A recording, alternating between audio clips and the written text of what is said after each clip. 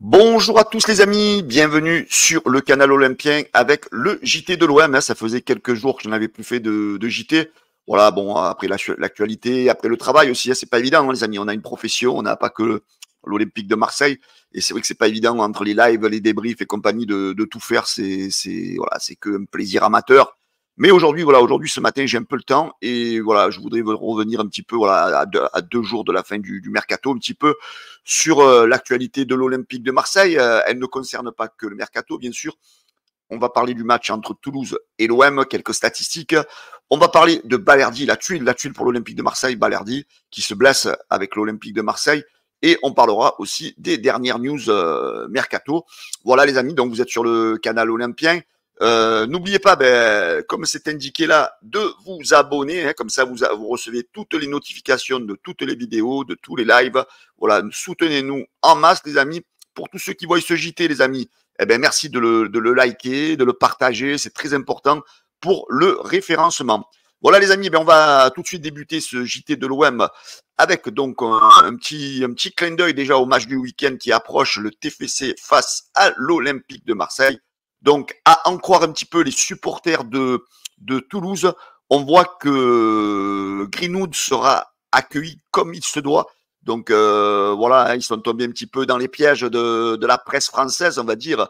Voilà, supporters toulousains accueillis comme il se doit Greenwood, paria du foot anglais, adulé par des immoraux fans marseillais, opportunistes à leur image de leur président Longoria et de leur coach De Zerbi.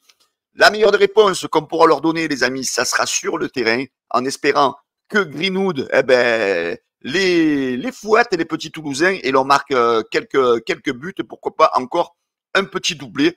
Donc voilà, donc vous le savez très bien, le débat est lancé. Greenwood sera accueilli comme il se doit, de manière assez bouillante du côté des supporters de Toulouse.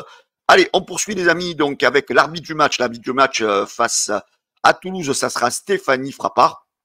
Finalement, quand on regarde les statistiques de cet arbitre avec l'Olympique de Marseille, ils ne sont pas forcément dégueulasses, c'est par rapport à certains arbitres. Hein. Je ne vais pas vous les citer, hein, les Turpins, les machins. Voilà, donc elle a arbitré l'OM 10 fois, 7 victoires de l'Olympique de Marseille, 3 nuls, une défaite, 19 buts pour l'OM contre 7 buts encaissés. Elle a distribué 20 cartons jaunes à l'OM, 20 cartons jaunes aux adversaires, 1 rouge à l'OM et 0 aux adversaires. Voilà, donc le dernier match qu'elle a arbitré de l'OM, c'est en novembre 2023 sur un 0-0 au Stade Vélodrome face à Lille. Voilà, donc un arbitre qui ne porte pas forcément de mauvaises stats avec l'Olympique de Marseille. Autre statistique, donc, alors je voudrais par contre que vous alliez voir vous devez sans doute tous le connaître, hein, ce site qui s'appelle StatOMP, où il y a pas mal de stats qui sont données chaque semaine. Voilà, je voudrais que vous alliez les voir, les soutenir. Donc là, ils nous ont donné quelques statistiques justement par rapport à ce match entre l'OM et Toulouse. Donc en cas de quatrième but, vous savez que Mason Greenwood a marqué 2 buts au premier match, un but le dernier match, et en cas de quatrième but au cours de ces 3 premiers matchs de Ligue 1, Mason Greenwood réaliserait le meilleur démarrage d'un joueur de l'OM depuis la naissance du championnat de première division. Donc voilà. Donc Mason Greenwood, tu le sais, tu es attendu à Toulouse, et en plus tu peux battre des statistiques.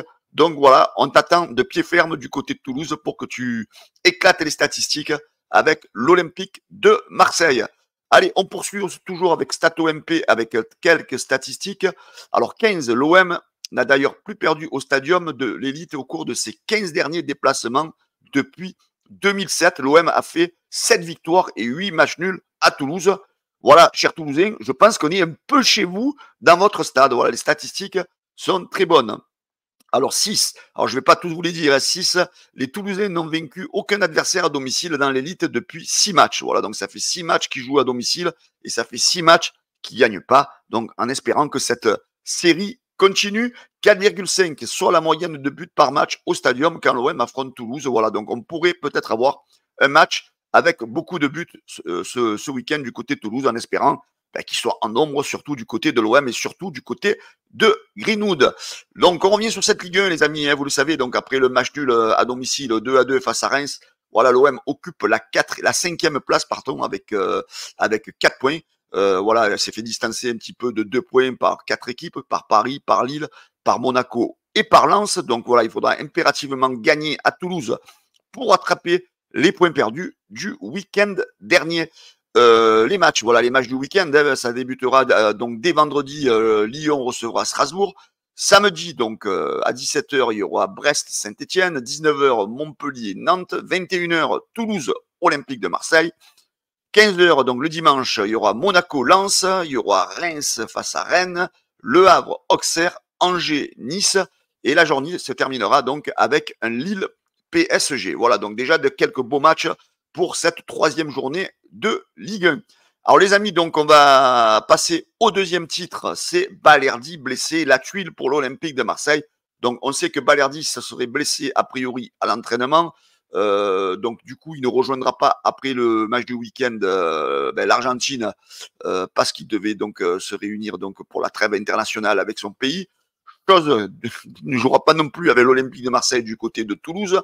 Alors info à prendre avec des petites pincettes. Balerdi a priori souffrirait d'une déchirure. Donc c'est pas une bonne nouvelle pour l'Olympique de Marseille, hein, sachant qu'une déchirure, ça pourrait prendre entre 1 mois et 2 mois d'absence. Voilà, c'est vraiment la tuile pour l'Olympique de Marseille, la tuile pour Roberto De Zerbi, qui en avait fait donc le capitaine de l'équipe.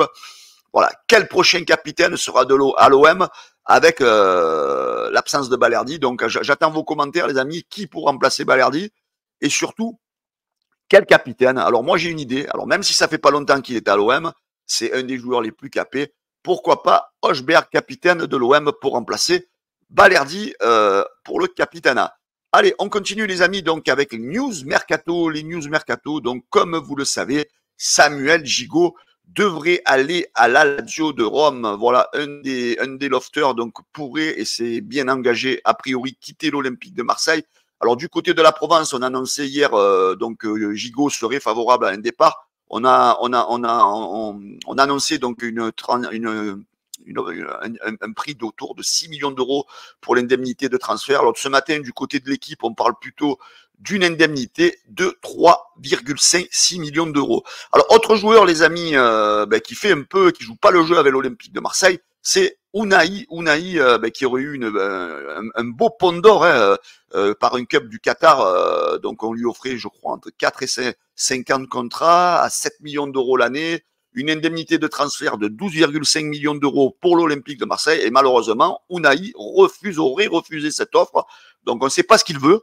Alors est-ce qu'il veut recevoir des offres du Real de Madrid, de Barcelone, de Manchester City?